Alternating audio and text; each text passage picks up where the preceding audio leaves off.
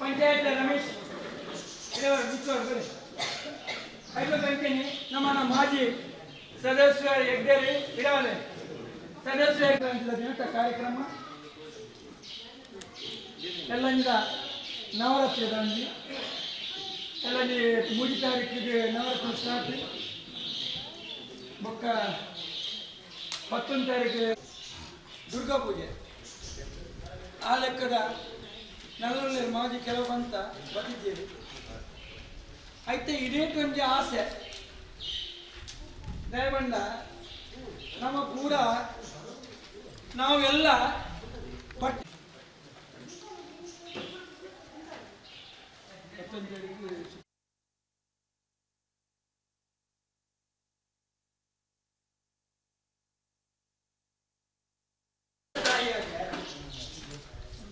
सुन रहे क्या तुम लोग को?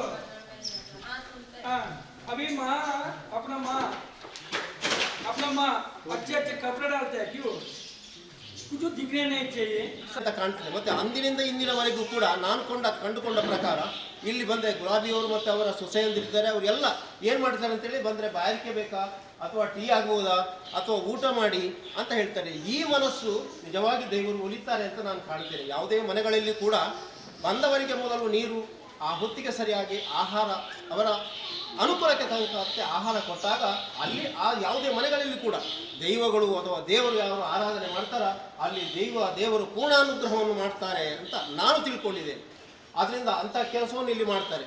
ಊಟದ ಹೊತ್ತಿಗೆ ಊಟ, ಆ ಟಿಫಿನ್ನ ಹೊತ್ತಿಗೆ ಟಿಫಿನ್ ಕೊಡ್ತಾರೆ. ಇದು ಏನು ದುಡ್ಡು ನಿರೀಕ್ಷೆಯನ್ನು ಮಾಡೋದಿಲ್ಲ. ಅವರು ಮಾಡಿದ್ದು ನಾನು ನೋಡಲಿಲ್ಲ ಅಂತೂ, ನನಗೆ ಗೊತ್ತಿಲ್ಲ. ನಿರೀಕ್ಷೆ ಮಾಡಿದ್ದು ಯಾವತ್ತೂ ಕೂಡ ಬಂದಾಗ ಯಾರನ್ನು ಕೂಡ ಹಾಗೆ ಕಳಿಸಿದ್ದಂತೂ ನಾನು ನೋಡಲಿಲ್ಲ. ಹಾಗೆ ಯಕ್ಷಗಾನಗಳು ಆಗ್ತದೆ, ಕಟೀಲು ಮೇಳದ್ದು. ಆ ಸಂದರ್ಭದಲ್ಲಿ ಊಟ ಹಣದ ಯಾವುದೇ ಅಪೇಕ್ಷೆ ಮಾಡೋದಿಲ್ಲ. ಊಟ ಆಹಾರ ಹೊಟ್ಟೆಗೆ ಕಡಿಮೆ ಆಗಬಾರ್ದು ಎಂಬ ರಮೇಶರು ಕೂಡ ಹೇಳ್ತಾ ಬಂದವರು. ಮತ್ತು ಅವರ ಸಹೋದರರು ಕೂಡ ಇದ್ದಾರೆ, ಸುಧಾಕರ್ ಅವರು ಕೂಡ ಜಾದೂ ಕಾರ್ಯಕ್ರಮ ಬೆಂಗಳೂರಿನಲ್ಲಿ ಭಾಳಷ್ಟು ಮಾಡಿದವರು ಮತ್ತು ಇಲ್ಲಿ ಕೂಡ ಮಾಡಿದ್ದಾರೆ ಭಾಳಷ್ಟು. ಆ ಮೂಲಕ ಅವರು ಬೇರೆ ಬೇರೆ ವರ್ತಲದಿಂದ ಸ್ವಲ್ಪ ಧನ ಸಂಗ್ರಹವನ್ನು ಮಾಡಿ ಇದಕ್ಕೆ ಹಾಕಿದ್ದಾರೆ. ಮತ್ತು ಅನೇಕ ಮಂದಿ ದಾನಿಗಳು ಕೂಡ ಕೊಟ್ಟಿದ್ದಾರೆ ಅಂತ ನಾನು ತಿಳ್ಕೊಳ್ತೇನೆ.